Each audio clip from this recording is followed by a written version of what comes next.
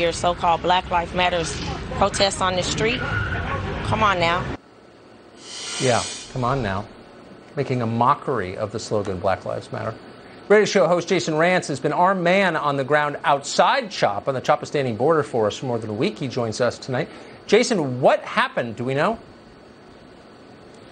Well, what we can pretty much piece together from some of the information that's available on Twitter, because remember, as you just played that clip, cops were not able to go in there and the crime scene was disrupted by the protesters. They are trying to do their own investigation. We believe that a fight broke out early Saturday morning around 2:20 a.m., a fight that was apparently over the use of fireworks. And then, unfortunately, it turned into gun violence, leaving a 19-year-old dead, Lorenzo Anthony, I believe his name is, a kid who did not need to die. Unfortunately, cops were not allowed to go in, and medics, of course, were not able to go in either because they need the protection going into an active crime scene where the shooter or shooters are still out there on the run. They need that kind of cover. And just so people understand how truly disturbing this is, last week the Seattle City Council decided to take away essentially all of the police officers' non-lethal weapons to disperse crowds. So all they have right now are batons and their guns.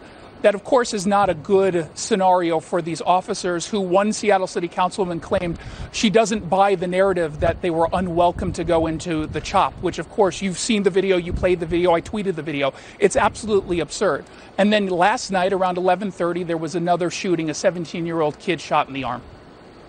So it sounds like the victim, the homicide victim, was African American. We know that Black Lives Matter. That's the whole point of CHOP. Are there protests over his death in CHOP tonight? Do you know?